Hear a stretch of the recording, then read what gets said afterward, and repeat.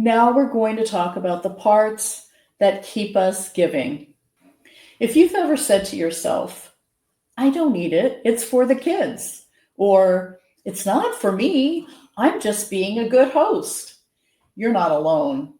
This behavior doesn't come from sabotage, it comes from parts of us that learned a long time ago how to keep peace, avoid conflict, express care, or protect someone else from disappointment. In parts work, these are often called protector parts, firefighters and managers who step in when the system anticipates pain or danger. Giving processed food to others might seem like a surface behavior, but underneath, it's often about managing emotional risk. Let's explore the most common protectors involved and how they operate. Caregiver manager, I show love through food. This part often developed in childhood or parenthood, shaped by cultural or familiar traditions where food equals affection. It might say, they'll feel unloved if I don't offer this. This is how we celebrate. It would be sad without it. They've had a hard day. They need something comforting.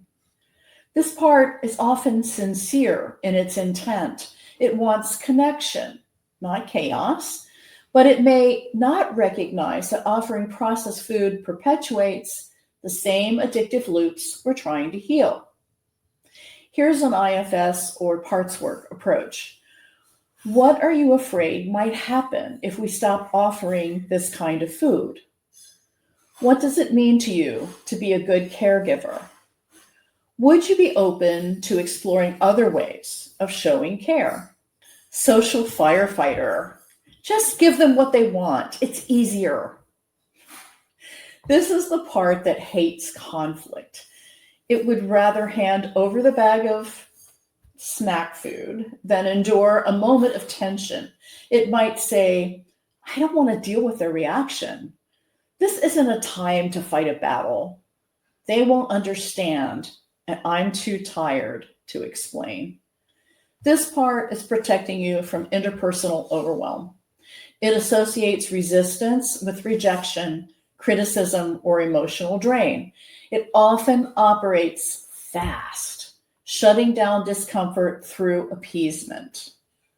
Here's some questions you can ask yourself. What do you believe will happen if you say no? What past experiences shaped this fear? Can we experiment with a softer script and see how it feels?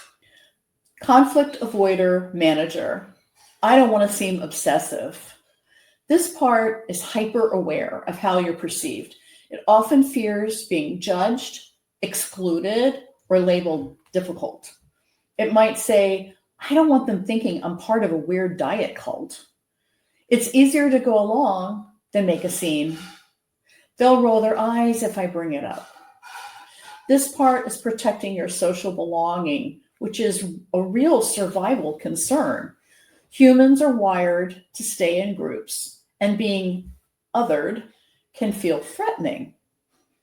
Here's some questions that you can ask yourself. Who are you afraid of disappointing? What does this part remember about being judged?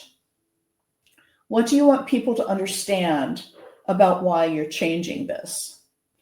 Now let's talk about the shame protecting manager or exile adjacent part. Who am I to set a boundary? This part often carries messages like, I messed up so many times. Who am I to tell others what's healthy? I don't want to seem like I think I'm better. If I take this seriously, I'll have to admit that I was harming people before. This voice may come from a part still burdened by shame or unworthiness.